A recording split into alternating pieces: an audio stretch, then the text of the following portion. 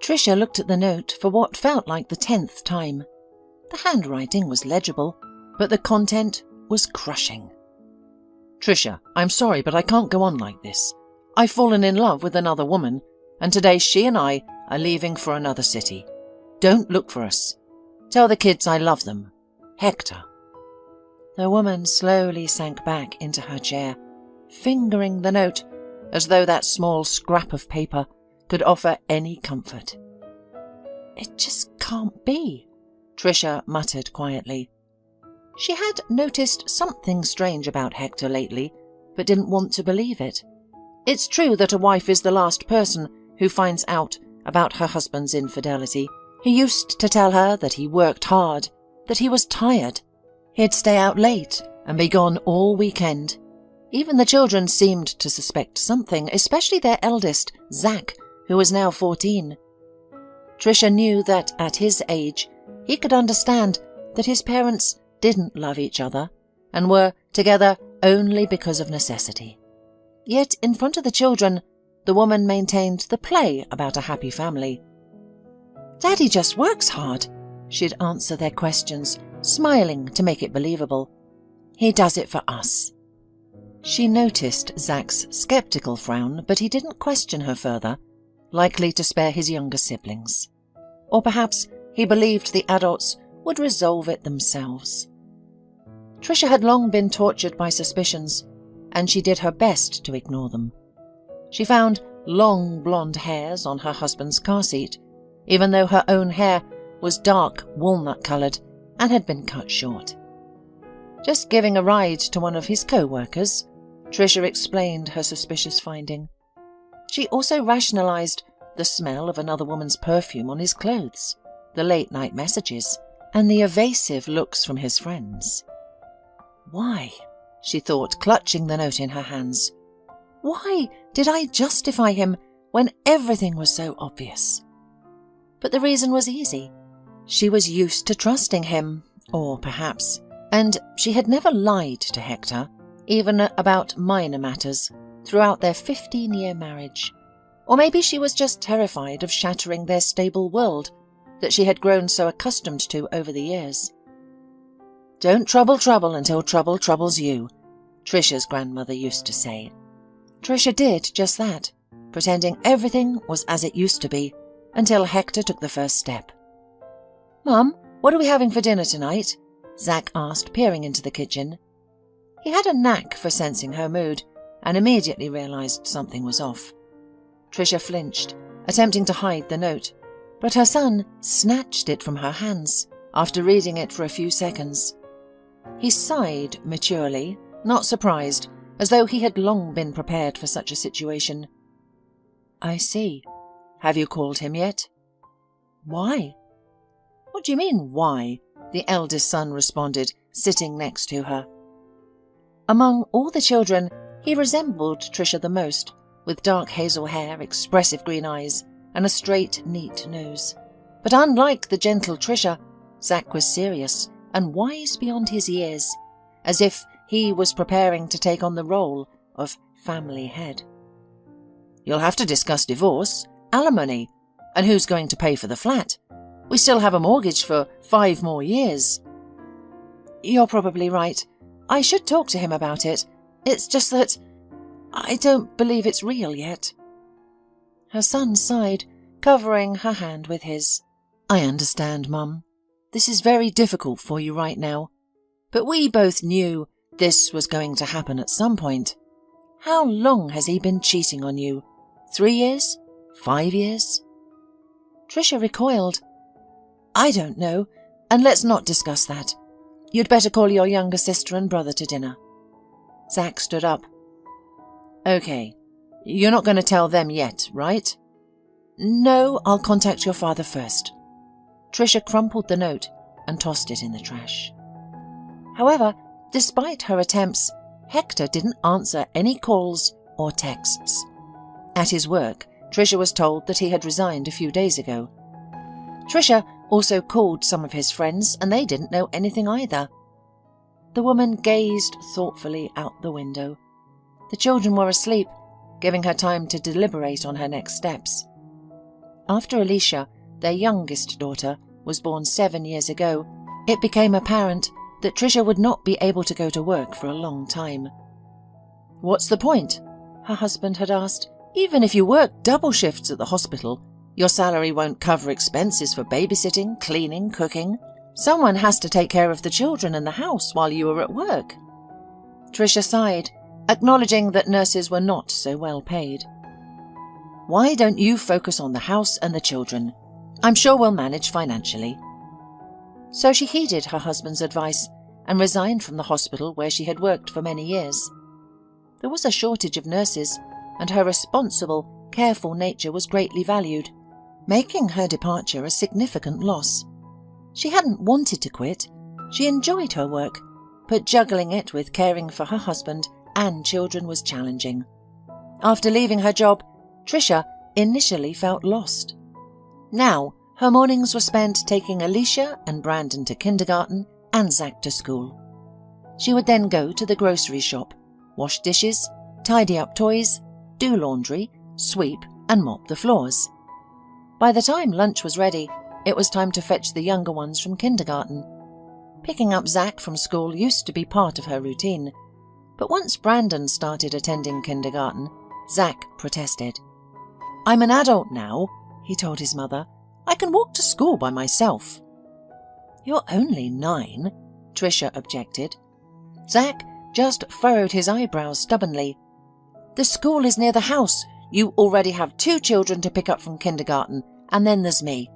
I'm embarrassed to walk with my mum, like a little kid, honestly." His mother sighed and agreed.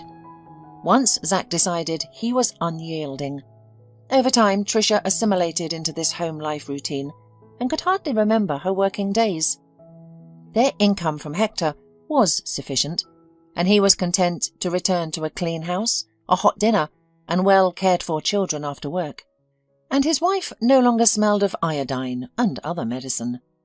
However, now Tricia was at a loss about what to do. She hadn't worked for 7 years. They still had a few more years to pay off the mortgage for their apartment. The money she had could last for a month or 2 if they cut all expenses. She hoped Hector would come to his senses and call, but she had a gut feeling that wouldn't happen. What should she do then? Where should she get money? Tricia had no one to help her. She didn't know her father, and her mother had passed away 5 years ago. "I need to find a job," Tricia thought, "or we'll end up on the street." The woman sitting across from Tricia glanced at her resume again and sighed heavily. She pushed her heavy metal-rimmed glasses down to the tip of her nose. It was nearly the end of the workday, and the employment officer wanted to get it over with and go home as soon as possible. But now she had to deal with this situation. A 30-year-old woman, the mother of 3, who hadn't worked for 7 years, having last been a nurse in a hospital. "I don't know what to suggest to you," she said.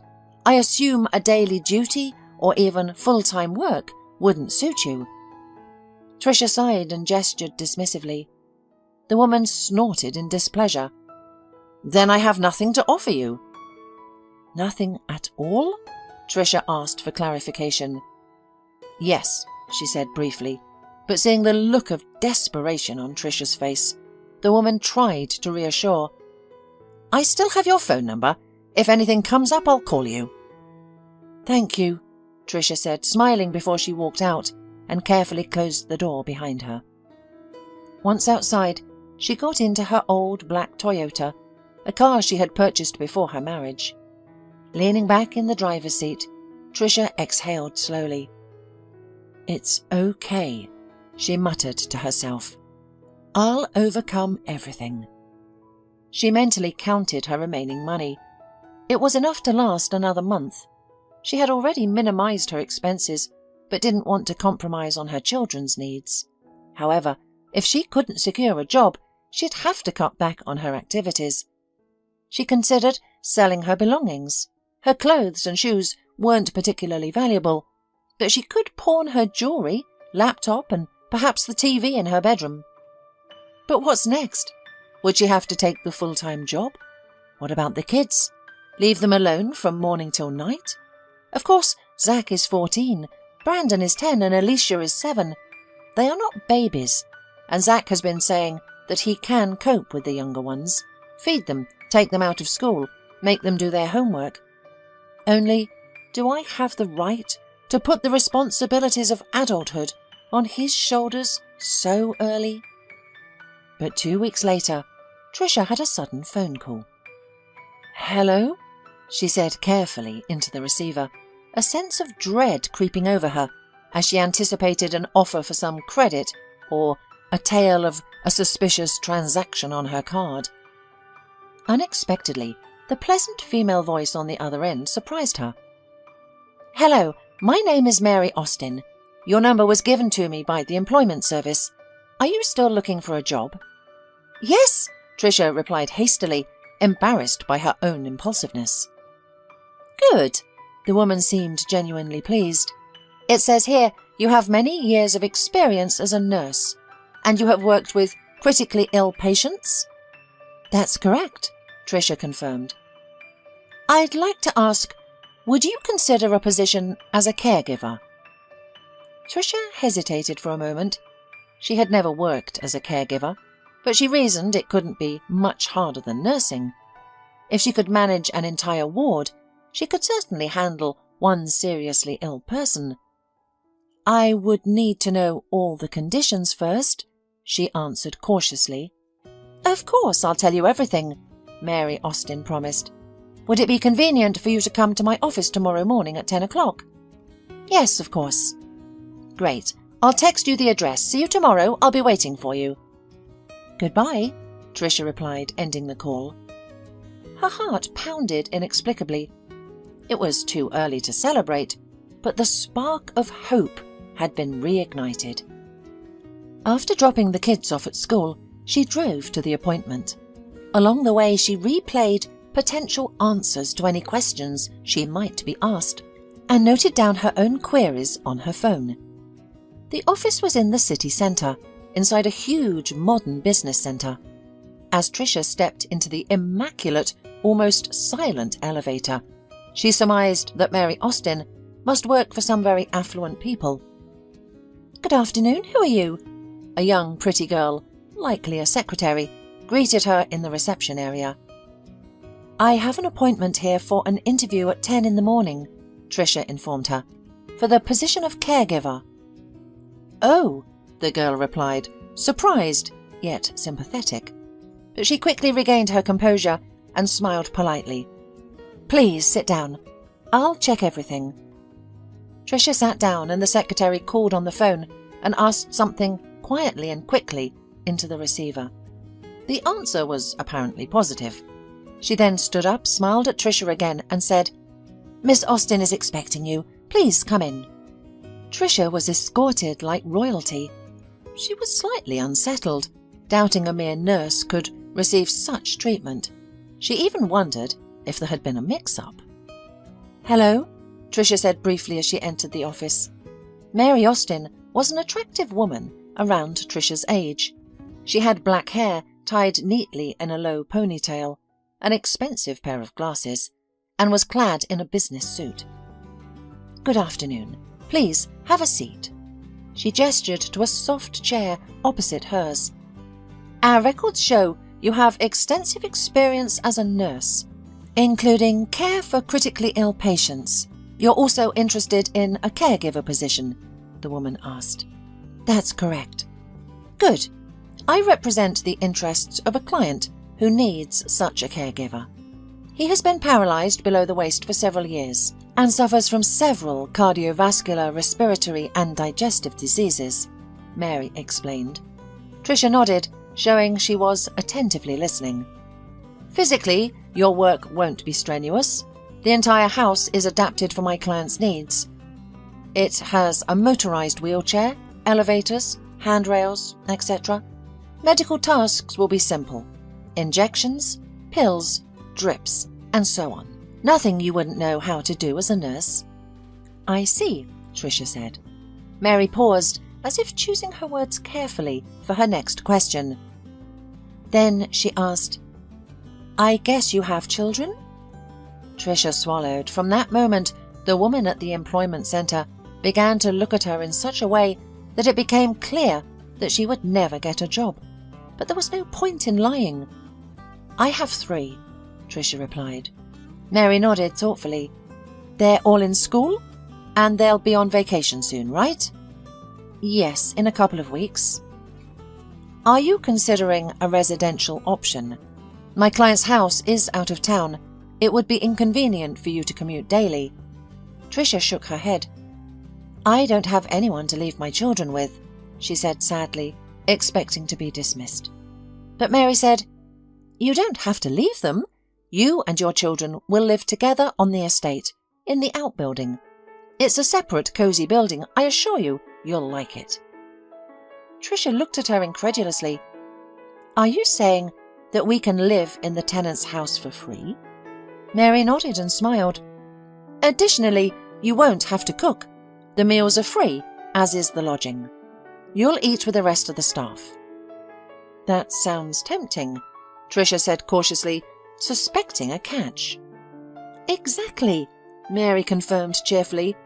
"Would you like to know the work hours and wages?" "I would," Tricia replied cautiously, and Mary swiped across her tablet screen and turned it toward Tricia, whose eyes widened. "This is the weekly pay," she explained. "In a week?" Tricia was even more surprised. "So much?"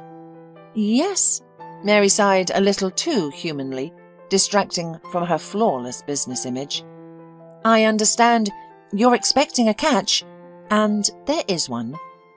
Tricia pressed her lips together, slowly nodded, and looked questioningly at Mary, who removed her glasses and tiredly rubbed the bridge of her nose. "My client is a unique individual with a challenging character. Not everyone can get along with him," Mary said finally. Tricia exhaled in relief. "That's it? I've encountered all sorts of people in my years at the hospital. We didn't receive additional pay for dealing with difficult personalities." "It's not quite that simple. I can't guarantee a stable work schedule. Essentially, if my client decides he needs you at 2 a.m., you will have to wake up and be there." "But everything you'd mentioned before is accurate?" "Yes. The salary, as I previously mentioned, is paid weekly due to high staff turnover. You and your children will live in a separate building and have meals provided. If you or the children need transportation, a car with a driver will be available. So, in return, I must care for an irritable elderly millionaire and be ready to serve at any moment." "You could say that." "I'm ready," replied Tricia. "When can we start?" After some time spent on paperwork and waiting for the children's holiday to start, they finally packed up and headed to Mr. Arnold's estate. "Mum, is he some sort of madman?" Brendan asked. "We're going to an isolated place." Tricia flushed, aware that the driver Frank was listening. He had been sent by her new employer.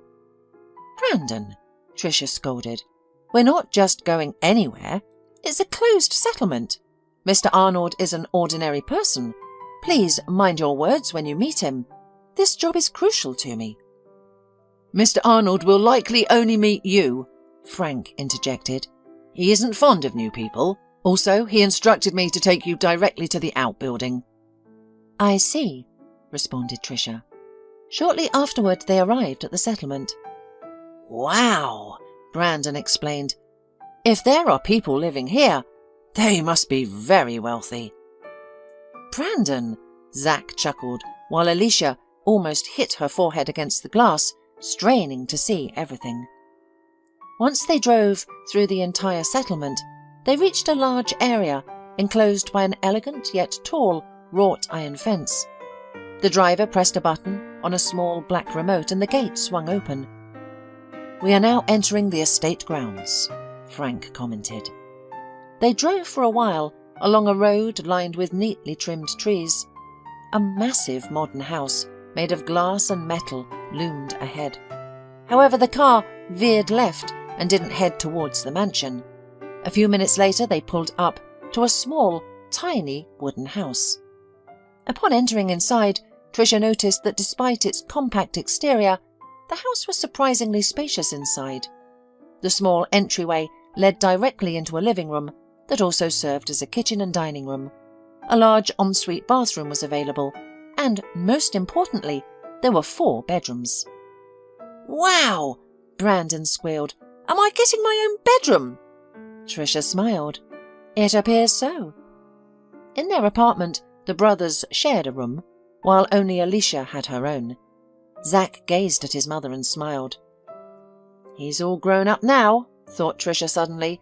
"He needed a separate room a long time ago." Meanwhile, Frank had already brought in all their things and said, "Settle down, rest. They'll probably call you for dinner in about an hour. That's when you'll meet everyone." "Thank you, Frank," said Tricia sincerely. He smiled. "It was a pleasure to meet you all. I hope you enjoy it here and decide to stay." In the hour they had, everyone managed to unpack their things and start getting used to their new surroundings. "Mummy, I really like it here," exclaimed Alicia, running up to Tricia and hugging her legs. Tricia smiled and stroked her daughter's hair. "I'm very glad," she said. "I hope you won't get bored here while I work." Just then there was a knock at the door, and a tall, fair-haired, brown-eyed man entered the cottage. He was dressed simply in a white t-shirt and black jeans, but his confident demeanour suggested that he played a significant role there. "Good afternoon, everyone," he greeted first. "My name is Nick. I'm Mr. Arnold's assistant and the manager of this house." "Pleased to meet you," she replied. "My name is Tricia, and these are my children, Zach, Brandon, and Alicia." "How do you do?" greeted the children in unison. Nick smiled. "I'm very glad. I'm sure you'll liven up our sleepy kingdom. Now, let's all go have lunch." He led them down a path that led to the side entrance of the mansion. Through this door they entered a large, cosy kitchen. "Here are our newcomers," greeted a cheerful woman's voice. Tricia saw a slightly overweight woman in her 50s. "I'm Sarah," she said.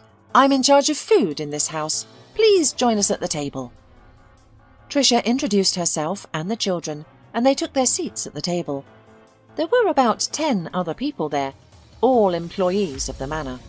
They introduced themselves to Tricia, but she was so nervous that she merely smiled and nodded in response. Nick sat to Tricia's right. "Don't worry," he whispered in her ear. "You'll remember everyone in a couple of days." "How do you know what I was thinking?" Tricia asked. "It's not difficult. When I got a job here myself and everyone was introduced to me, I thought the same thing." Tricia grinned. Her initial fear had subsided.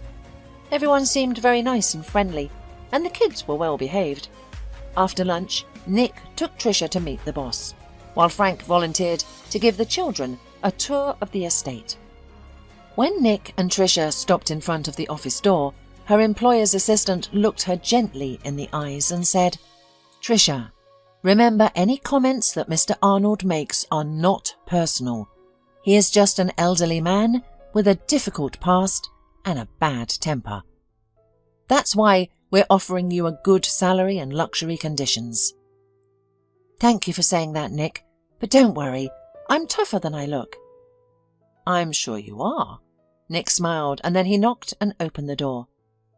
"At last," came a creaky old voice.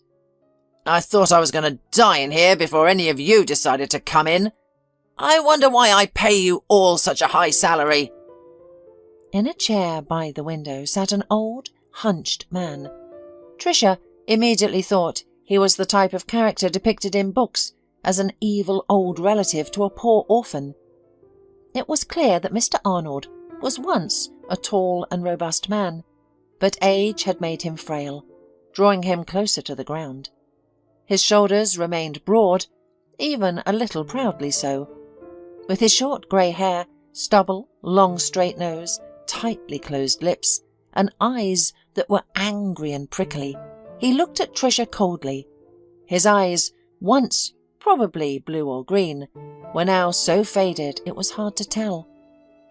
With those eyes, he studied Trisha as if scanning her, checking what was inside her.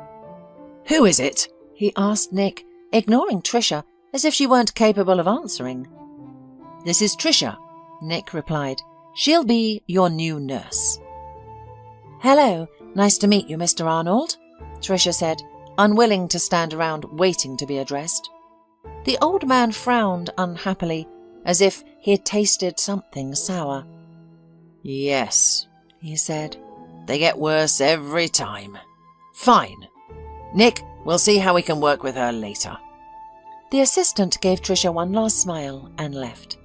Without Nick, Trisha instantly felt vulnerable, but she was unwavering in her decision to not let her mentee ruin her mood. She needed this job. She liked the cozy house where they were located, and she appreciated not having to go anywhere. And she certainly had no plans to leave within a week. So, Trisha composed herself, smiled, and said, "Well, where should we start? Maybe I should shave you first. You look more like a homeless man than a millionaire." Why did I say that? She thought in horror. I wanted to discuss my skills, how I'm a highly qualified nurse. Now he's going to fire me for sure. Mr. Arnold raised his thick eyebrows and unexpectedly burst into laughter. "Like a homeless man," he exclaimed. "Well, if that's the case, lead me to the bathroom." "Where's your bathroom?" she asked. The old man rolled his eyes. "Now, that's professionalism at its best." He pressed a button on the arm of his chair and started moving. Trisha had no choice but to follow him. Mr. Arnold led her to a large, spacious room. Trisha had a few seconds to take in her surroundings and was amazed at how conveniently everything was arranged. She found a cape, shaving foam, and a shaving machine. "Do you even know how to use these?" Mr. Arnold asked doubtfully. "I do," Trisha replied calmly. "The last time she used it was a while back, when she was still working at the hospital. One of the patients asked her to shave him before neck surgery because he couldn't do it himself. His hands were shaking." "I'll manage," Trisha thought. After finishing her work, she looked at the result with satisfaction. "There," she said, turning her ward towards the mirror. "An entirely different look." Mr. Arnold saw himself and was aghast. "What have you done, you fool?" he shouted. "Couldn't you at least leave a few millimeters? Why did you cut everything to 0? Now all my wrinkles and folds are visible. I look like I'm about to die." Trisha swallowed but decided not to show fear. "It's unhygienic," she said sternly, "and it looks better on you. Trust me as a woman." The old man chuckled. "Have you ever had a man, woman? You look like an old maid." Trisha flared up. She had arrived here in a simple dress without makeup and her hair in a ponytail. "Don't worry," she said dryly. "I have 3 children." Mr. Arnold whistled. "And with different men?" he said snidely. "From one." "Well, he's an interesting type. He has 3 children and sent his woman to work." Trisha pressed her lips together. "We broke up." "Why? Did you piss him off, so he ran away?" "That's none of your business," Trisha answered, sharper than she intended. "What's next on the plan?" "Take the tablet from the table," the old man grumbled. "There should be left a detailed schedule." Trisha found the tablet at the indicated place. She looked over it. Indeed, there was a lot to do. It seemed that Mr. Arnold was seriously ill, judging by the number of pills and injections he required daily. "Have you had lunch yet?" the woman asked. "No, I was waiting for you. Of course I've had lunch." "I see." Trisha decided not to respond to his rudeness. "Then you can take a rest and Then you take a rest and I'll make an IV now." "You're a genius, I see." She clenched the tablet, her fingers turning white. but said nothing. "Should we start the drip with you lying down?" Tricia, gathering her courage, once asked Nick if their boss had a wife and children. "As far as I know," he replied, "no children. But he had 4 wives." 4? Tricia gasped. "Yes, he married his first wife when he was quite young. I think she was from a wealthy family, and he was either working for her father or they were in business together, I'm not sure. It was a marriage of convenience, and in the end they divorced. Then he married a model who was 10 or 15 years younger. They were together for 3 or 4 years, but he caught her cheating and divorced her as well. The third wife left him. She was a young and pretty girl, and she quickly got bored with him." "Wow," Tricia sighed. "And the fourth?" "The fourth was an old friend of his. They were the same age and had known each other for a long time. They married when they were both over 50. They seemed to have a good life together, but she died about 5 years ago of cancer." "That's sad," Tricia commented. "Yes, those who have been working here longer than me say that's when he changed. He was supposedly quite bearable before. Not an angel, of course, but one could live with him. Now he's becoming more difficult each day." "That's sorrowful. Does he have any relatives?" Nick shrugged. "He has a sister who has her own children and grandchildren, but they live abroad and rarely visit." "He's a very lonely man," said Tricia. "It's sad to be so sick and to live alone in a huge house." "True," replied Nick. "He takes his frustrations out on those around him." Every evening, Tricia looked forward to the end of the workday, when she could finally spend time with her children. They had settled in quite well. All the staff on the estate were friendly towards Zach, Brandon, and especially little Alicia. Sarah treated them with treats. Frank would take them for rides, with Tricia's permission, when he had errands for the boss. They loved exploring the estate with its massive garden and many beautiful quiet corners. They only made sure to avoid the master of the house, which was not difficult. Mr. Arnold only went for walks with Tricia, usually in the morning and occasionally in the afternoon or late evening. After 2 weeks, Tricia was reminded for the first time of her irregular working hours. She and the children had long been asleep when her phone suddenly rang. It was Nick. "Tricia, rush to the house immediately. Mr. Arnold is having a seizure." Instantly awake, Tricia remembered she had been warned that her patient could have such attacks. Without bothering to dress, she threw on a robe and rushed into the house. She quickly entered the bedroom. Mr. Arnold was half lying on the bed and breathing so hard that she heard his whistles and wheezes from afar. Next to him was Nick, who had already opened the windows and was gathering the medical supplies. Nodding in gratitude, she began to work. She placed an oxygen mask over Mr. Arnold's face and started the oxygen supply. She then found the necessary medication and administered it. Thankfully, the attack wasn't severe, and the drugs took effect quickly. "How are you, Mr. Arnold?" she asked, once his pulse and breathing had stabilized. The old man wheezed. "For the man who nearly died, I'm well." "You need some hot tea," Tricia suggested. "I'll have it made right away." "Good," he replied. "Also, I have one more favour to ask. Will you do it?" Tricia nodded. "Yes, of course. What is it?" "Hurry up next time, or you'll be too late." Tricia felt her sympathy for the old man evaporate. "I'll try," she replied coolly. "I'll go and arrange for the tea." After she had asked for the tea to be made, Nick came into the kitchen. "How are you?" he asked. "Fine." "That's just the way he is. He'll play the scumbag till the end, even when he's dead." "Play?" Tricia asked. "That's the way he is in my mind." The manager sighed and ran his hand through his hair. "You know," he said in a confidential tone, "I sometimes think the boss isn't really like that.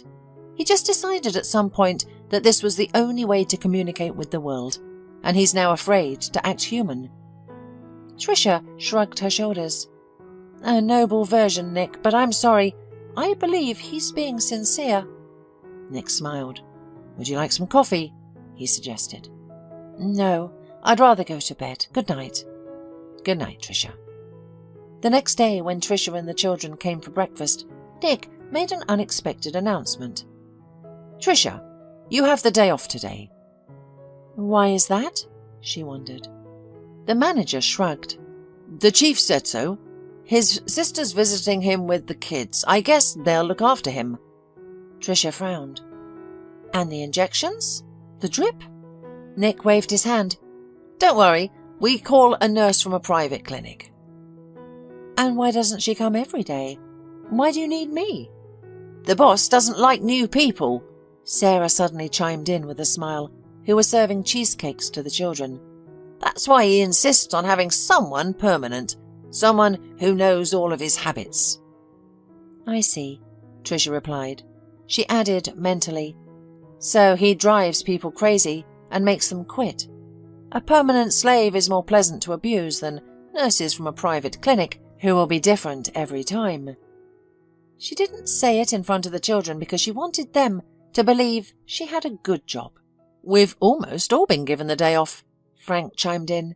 If you don't mind, Tricia, and you guys too, I can take the kids to the zoo, and we can stop for lunch somewhere on the way.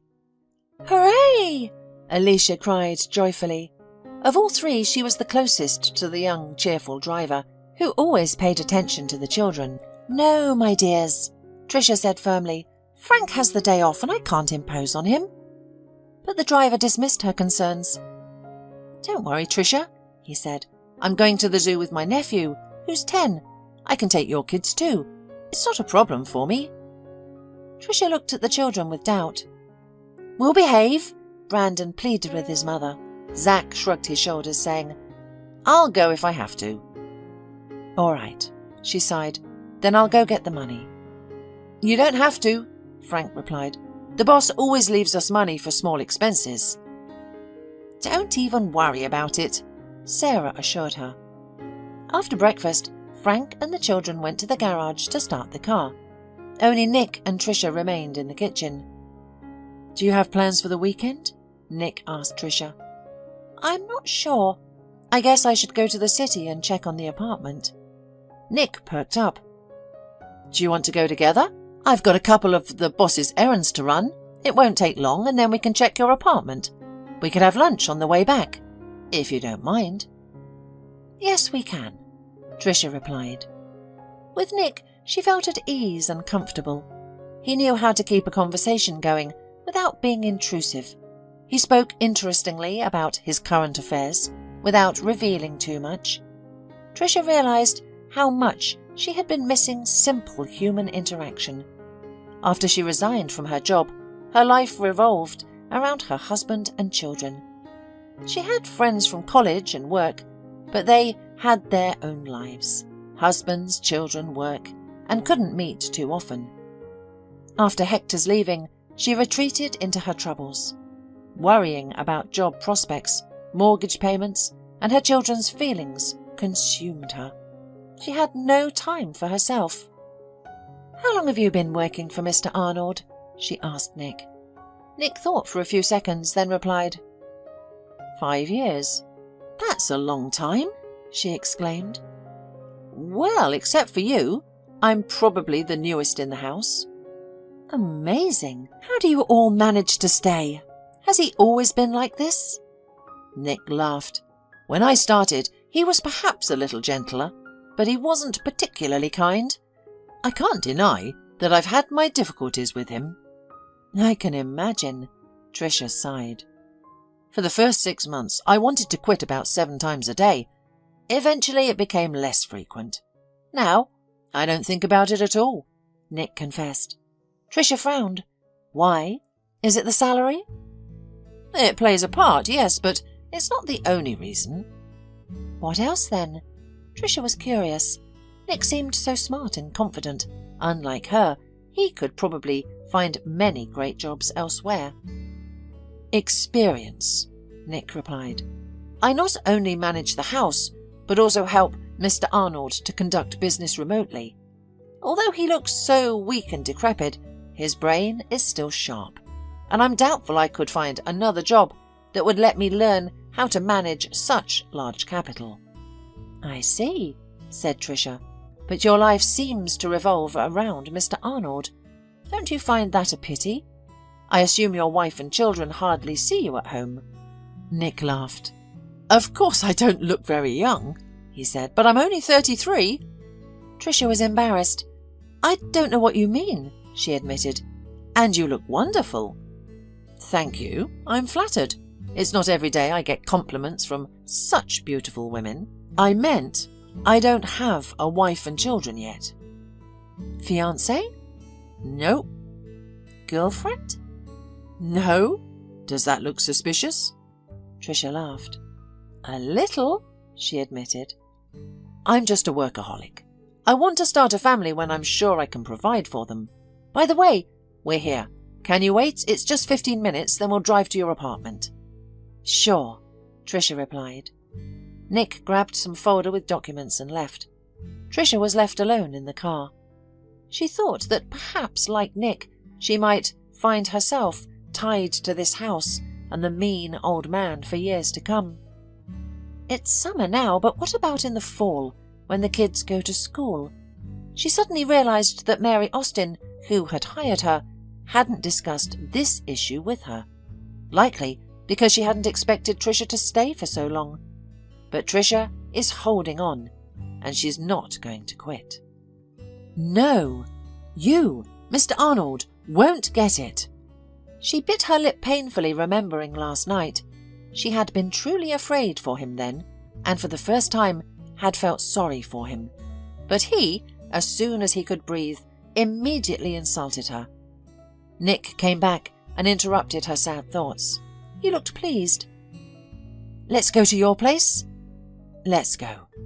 It was unlikely, as if anything could happen there, but Tricia was still more used to being in control. "Now for lunch," said Nick cheerfully. "I'll show you a wonderful place." "I don't think they cook there as well as our Sarah does," laughed Tricia. "Oh, yes," Nick sighed, "but I'll still try to surprise you." He took her to a large French restaurant situated on the top floor of a high business centre. The pleasant music playing and the air conditioners operating at full blast were a welcome respite from the hot summer day. They were led to a table with 2 comfy sofas by the window, offering a view of the river and the bridge.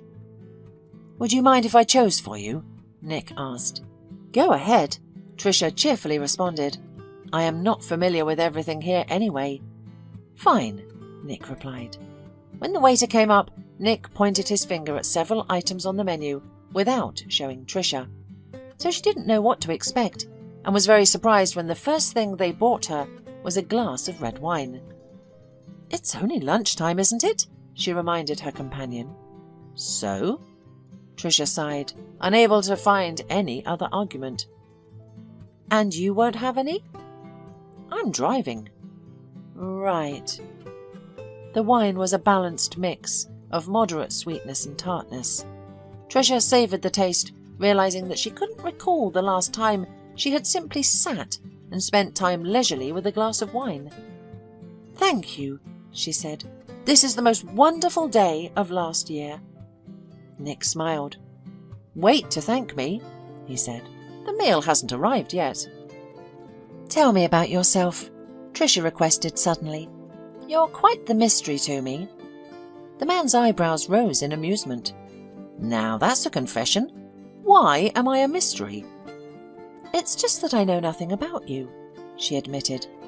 "Neither do I about you," Nick retorted. "Fair enough, but let's start with you." Nick hummed in agreement. "Well, let's. I'm not from around here, born in a small township far away from here. I attended an ordinary settlement school, grew up in an ordinary family. But I always had big ambitions. That's why I decided to come here. It wasn't easy, but I managed. My student years were fun, then I got a job, then I changed 5 more jobs until I got to Mr. Arnold. And the rest you know." There's a feeling that you skipped a lot in your story, Tricia remarked thoughtfully. Who knows? Maybe I'll tell you about it later. Now we are going to talk about you, he urged. Okay, well, I don't have anything interesting either. I'm from here, but I was raised by my mum. I never knew my father, and my mum didn't tell me much about him. She was a music teacher, so we lived modestly, she confessed. Did you go to music school? Tricia sighed. Oh, yes, 2 long years of my life. I only remember one tune now. My mother made me play it most often. Everything else faded from my memory. I've played it so many times that if you woke me up at 2 a.m., I'd play it with my eyes closed. What's the tune? Bach? Chopin? Tchaikovsky? No, it's not classical, that's for sure. Honestly, I don't even know. My mum never told me who wrote it. I have a theory that she composed it herself, but I can't confirm it, she shared. Do any of your children go to music school? No, Tricia responded curtly. Unlike you, I didn't study very well, Tricia continued. For some reason, I suddenly decided that I wanted to be a nurse. I thought it was a beautiful, noble, and romantic profession. It is, said Nick. Not a bit, sighed Tricia. No, I don't regret it. I found studying interesting and working as well, especially at work where I met Hector, my husband. He was your patient? Yes, I had just started working and I didn't know how to do anything myself. I remember even my hands were shaking when I was giving injections or dressings. I thought it was obvious, but Hector didn't notice. Nick smiled. I'm sure he fell in love with you at first sight. He said he did. In fact, I liked him too. We started dating soon after, and 6 months later we were married. Shortly after, I found out I was pregnant. You've become a very young mum, Nick smiled. Yes, the first time was difficult, but then my mum was still alive. She helped me a lot. Tricia sighed.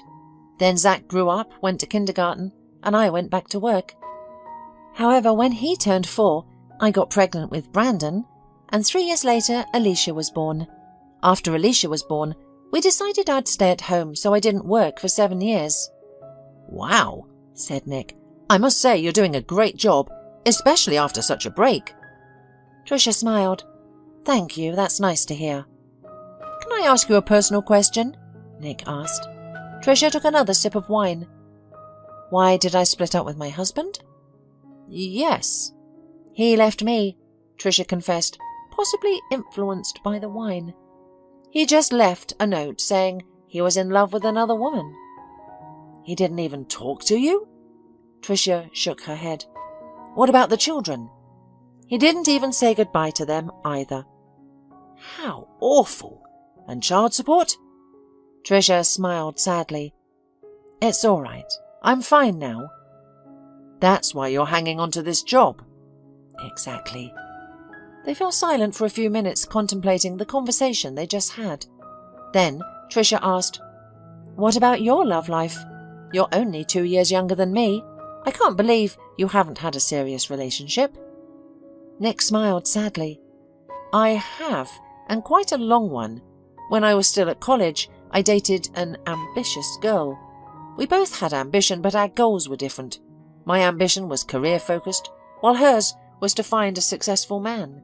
Aren't you a successful man? Asked Tricia in surprise. Well, thank you for such a compliment. It's hard for me to assess myself.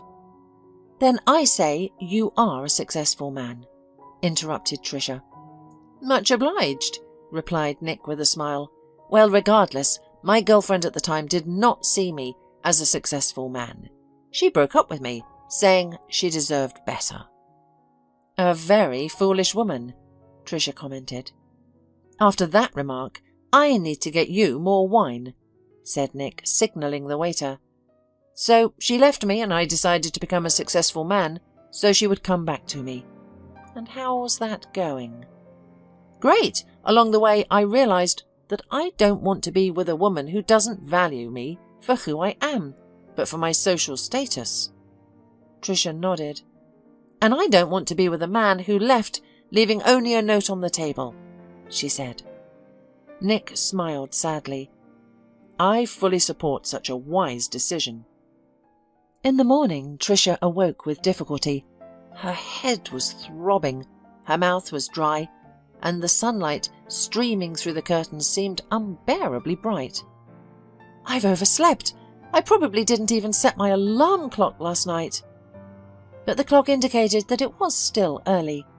Tricia showered and brushed her teeth. Ensuring that the children were still asleep, she quietly went to the main house. Sarah was already bustling about in the kitchen. "Oh, Tricia," the woman greeted her cheerfully.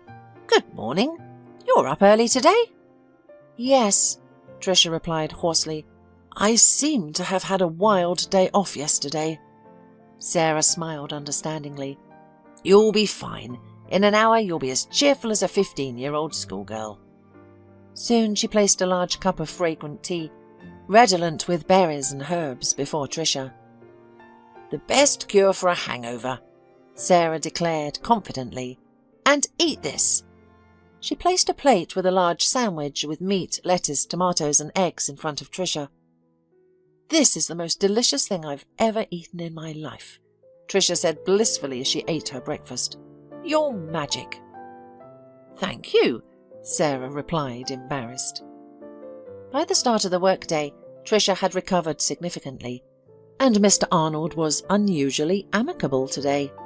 Perhaps his meeting with his relatives had influenced him, but he barely critiqued Tricia's actions and refrained from derogatory remarks.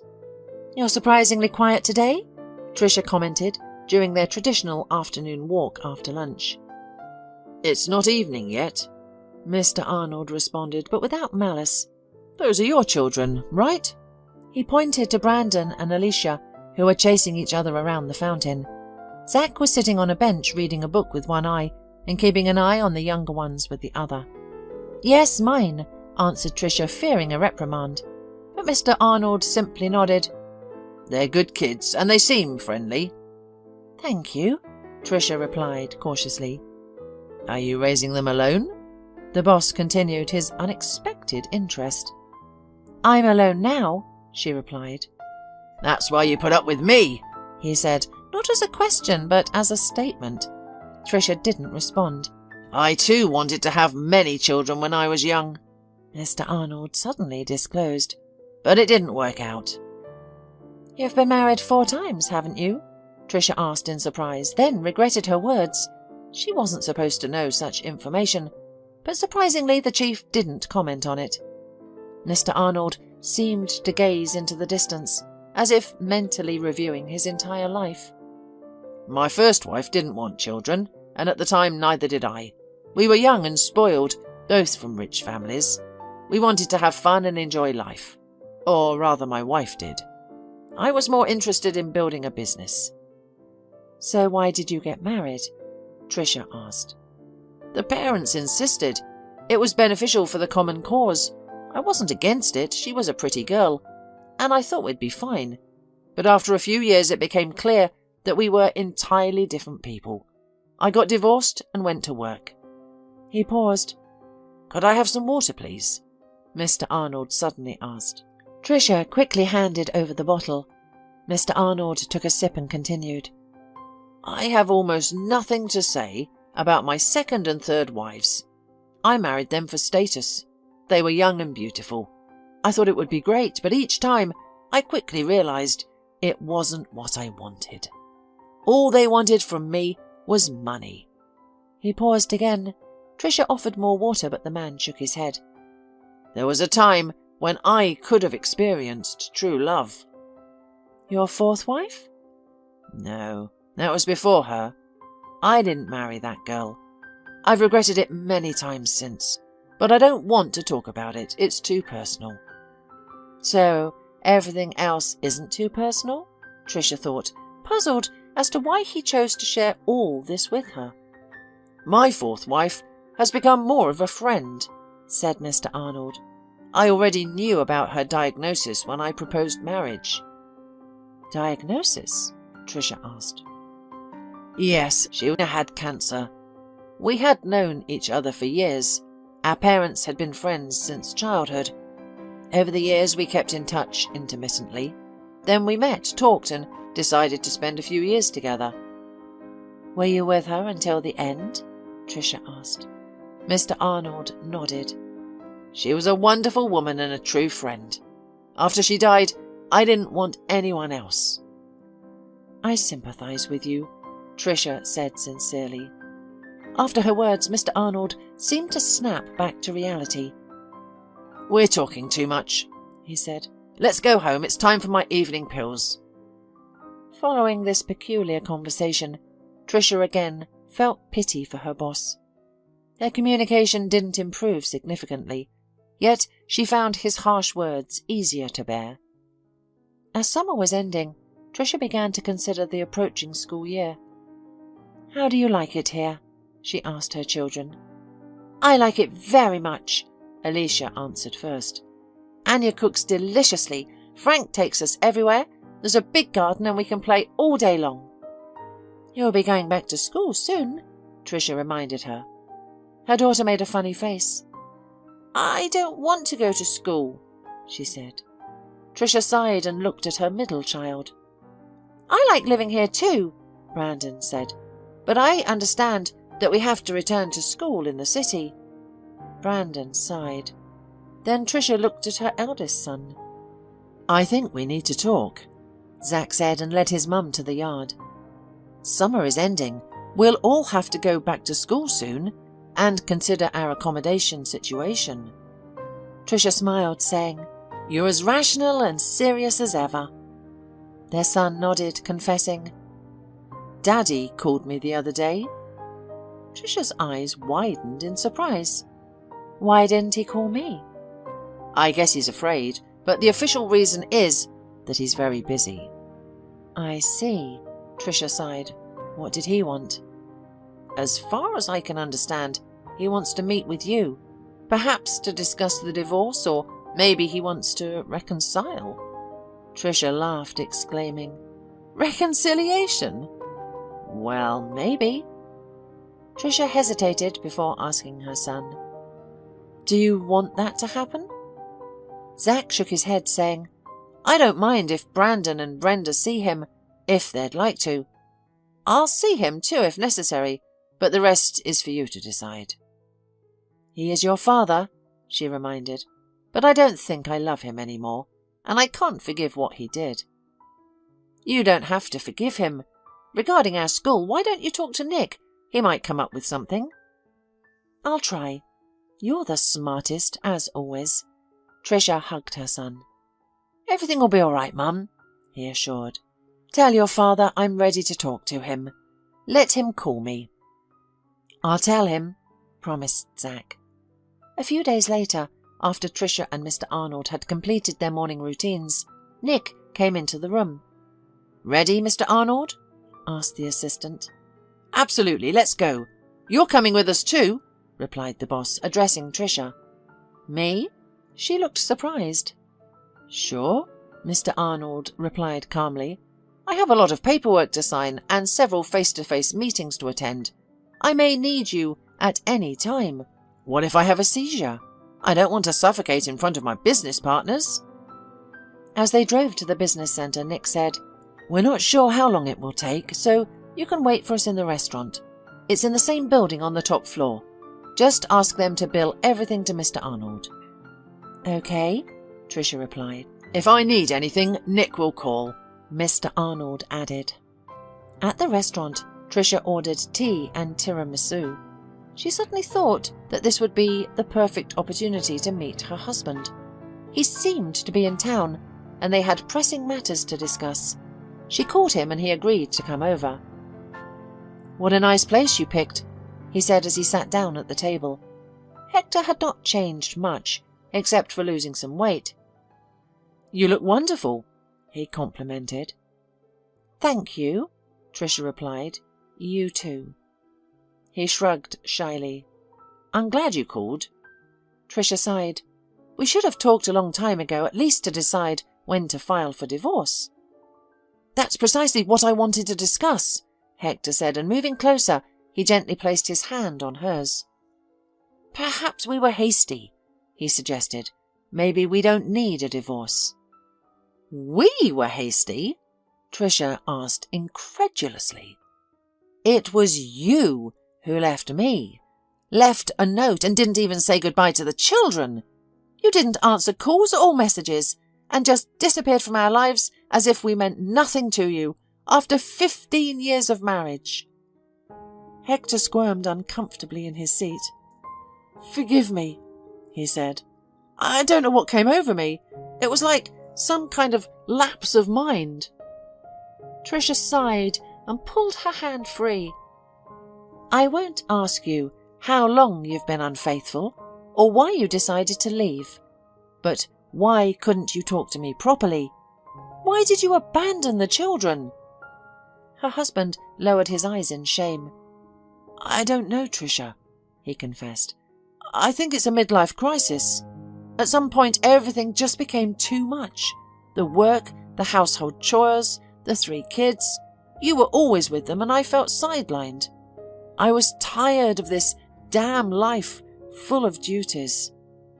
"Is your new love young, fun, carefree, childless?" Tricia asked. "Sort of. I lost my head back then. I didn't have the courage to tell you or the kids." "What's different now?" she inquired. Hector moved closer. "I've realized how much I've missed you and the kids," he confessed. "I want things to go back to how they were." Tricia slowly shook her head. "Nothing has changed," she said. "We'll reunite and you'll run off with another girl in a few weeks." "I won't do that," the man insisted. Tricia sighed. "Hector," she said, "I've had time to think. I can't forgive you, and my love for you has faded. I think we need to agree on a date to file for divorce." His face changed, and Tricia watched the facade of tenderness and remorse disappear. "Then we need to discuss property division," he said. Tricia was taken aback, but agreed. "Your car is yours, mine is mine, and the apartment is for me and the kids." Hector disagreed. "No, let's sell it and split the money equally," he said sternly. "Equally? When I'm raising 3 children alone?" Tricia retorted. The husband was embarrassed but continued to stand his ground. "I had been paying the mortgage for it, and you didn't work. You sat on my neck." "Oh, really? But I was taking care of the house and the 3 kids, and now I'm paying the mortgage. You left me out of the blue and didn't even help the kids. You can't imagine what I've been through these past few months." "Then let's get back together, and we won't have to split the apartment," the man pleaded. Tricia sighed. "No, Hector, I've already said my piece." "That's how you talk." The husband's voice lowered to a snake-like hiss. "Who's going to want you, alone with 3 kids? Do you think any man but me will look at you? You're just a stupid domestic chicken. All you can do is cook soup." Tears flowed from Tricia's eyes. It hurt to hear such words from the father of her children, the man she had loved for many years. "Go on, play hard to get," her husband continued. "You yourself will come to me on your knees." "She won't," a familiar male voice sounded behind Tricia.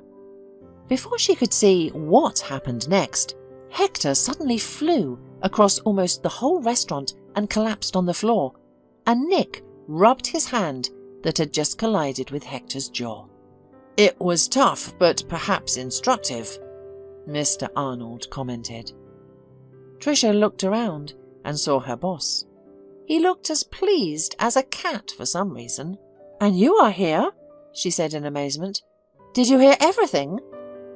"I heard enough," he said dryly. Hector got up from the floor, pressing his palm to his bloody face. "We'll talk to you again," he said to Tricia. "Wow," Mr. Arnold said admiringly. "I should get out of the estate more often. It turns out it's fun here." "Shall we go home?" Nick asked Trisha. "Let's go," Trisha replied quietly, wiping away her tears. At home, he was sent to the kitchen to drink tea and calm down. "We have something to discuss with the boss," said Nick. "And you just relax for a while. I'll call you." But Trisha couldn't relax. She kept replaying what had happened in the restaurant. "Probably they will dismiss me. I doubt Mr. Arnold needs a troubled caregiver who gets his assistant into fights in the middle of the business centre. And what about the apartment? Do we still have to split it in half? Where will I and the kids live then? What if I have to find a new job? Even if I don't get fired today, the school issue is still on the table." The woman's head was filled with so many problems. "Trisha, let's go." She lifted her head. The expression on Nick's face didn't reveal what was in store for her, so she rose and obediently followed him into the chief's office. "What a spectacle you've given us today," Mr. Arnold cheerfully commented. "I am sorry," said Trisha. "I didn't anticipate things turning out this way." "That's okay. It was even amusing," said her boss. "Well, we have other matters to address now." Trisha squeezed with fear. "Do you wish to continue working here?" Mr. Arnold inquired. "Aren't you going to lay me off?" Trisha asked, surprised. "Do you want to be fired?" "No," she answered hastily. "Then I won't fire you." "Okay." Trisha was taken aback. "Your children will soon start school, so I'll provide a car and driver to transport them to and from school." Trisha was stunned. "But why?" she asked. "Because I don't want to find a new caregiver," the boss replied calmly. "Thank you," Trisha muttered. "We also need to address your living arrangements," Nick added. "What about them?" Trisha asked, confused. "Living in that house during the winter is one option," Mr. Arnold explained. "It's warm and all, but it's not very convenient to run to and fro in the frost. Let's take a look at your new rooms." "New rooms?" "There's a wing of the house that's practically empty," explained Nick. "That's where we plan to put you." They left the study and moved towards rooms Trisha had never visited before. "Why is this wing empty?" Trisha asked with curiosity. Mr. Arnold sighed. "It's part of my past," he said. "I wanted to forget it and not remember it, but now I realize it's time to leave the past behind." They entered the largest room. "This is the common room," the boss said. "There's access to 4 bedrooms from here. Just enough for you." Trisha walked around in surprise, taking in the rooms. Each room was like a separate work of art. The furniture was beautiful, tastefully selected, and pictures adorned the walls. Everything was thought out, down to the smallest detail. However, it was clear that no one had used it for many years. "I wonder why," thought Trisha. More mysteries. Suddenly, she noticed the outline of a familiar object under a white cloth. "A piano!" Trisha exclaimed in amazement. "May I?" She turned to Mr. Arnold, who shrugged his shoulders. Trisha carefully removed the white cloth that covered the instrument and ran her finger over the keys. The instrument was slightly out of tune, but certainly playable. The woman sat down and began to play the only melody she remembered, one her mother had played for her countless times since she was a child. The first few notes were difficult, but her hands soon recalled the tune, and her fingers danced effortlessly across the keys. She sat with her back to Mr. Arnold, unaware of the changes in the elderly man's expression. At first, his face stretched in astonishment. Then he turned his head, as if to confirm his ears weren't deceiving him. Soon, tears began to roll down his cheeks. Nick looked at his chief and could not hold back a surprised exclamation. "Mr. Arnold, what's wrong with you?" Trisha quickly stopped and turned, amazed, to her charge. Unashamedly, The elderly man was sobbing, wiping his face with his shirt sleeve. "How do you know that tune?" he asked. "It was written just for me." Once Tricia and Nick had calmed Mr. Arnold, they returned to his study, where he began his story. "When I met Megan," he started, "I was still married to my second wife. We stopped living together for that moment, only meeting to discuss property division. I was exhausted of all this. Work, the divorce. One day after a business meeting, I let my driver leave and went to the park. I sat on a bench and realized how pleasant it was. Just sunshine, bird songs, greening trees. And then I saw Megan." Tricia was stunned, her heart pounding. She could hardly believe what was happening. "She was so beautiful," Mr. Arnold said dreamily. "I have never seen a woman so beautiful. And when she smiled at me, I knew I was done for." Tricia noticed Nick looking at her, but he seemed embarrassed when she caught his eye and turned his attention back to the boss. However, Mr. Arnold seemed oblivious to his surroundings, lost in memories from over 35 years ago. "My feet led me to her," he continued, "and for the first time in my life, I was scared. I was terrified she would refuse to know me. I've known many women, but none have struck such awe in me upon first sight." To my delight, she agreed. He smiled blissfully. "I don't think I've ever been so happy. My wife and I were already separated, so I brought Megan to this house and built this wing just for her. It's the sunniest side of the house, and the piano—" "Did she play for you?" Tricia interrupted. "Yes, Megan taught music, and that tune you played, she composed especially for me." "Why did you two break up?" Tricia asked. A tear rolled down Mr. Arnold's face again. "I was a fool," he said calmly. "I wanted to marry Megan, and she refused me.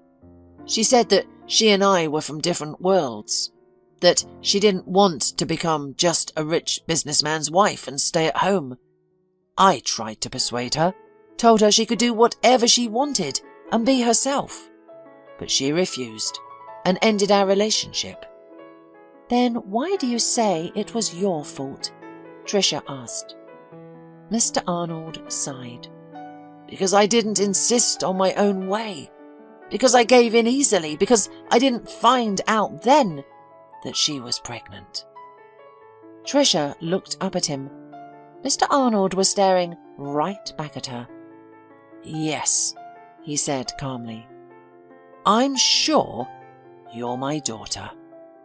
Tricia blissfully stretched out her legs and lifted her head, enjoying the sun. She liked it here. The sea always had a positive effect on her, especially now they were starting vacationing as a family every year. "Mum, did you see that? I swam faster than Brandon!" Alicia ran up and exclaimed. "Not faster, don't lie," the middle son shouted.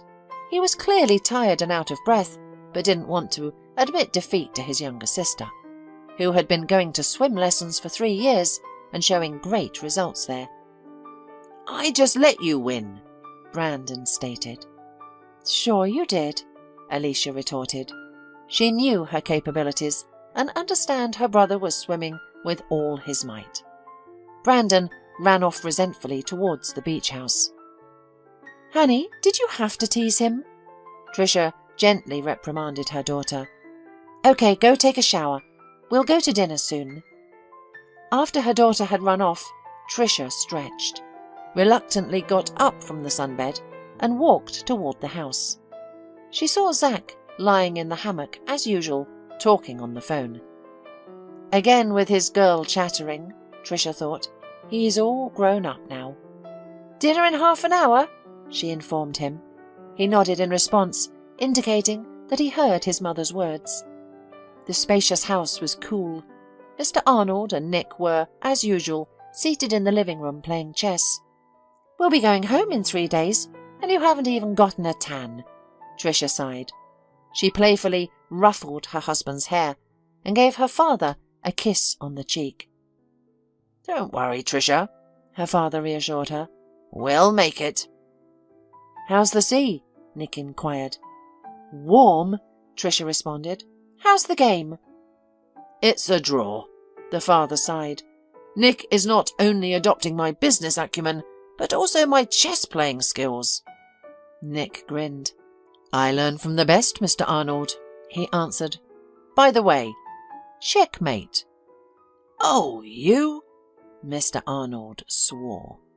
Suddenly, Alicia appeared. Grandpa, what did you say? Feigning severity, Mr. Arnold coughed in embarrassment.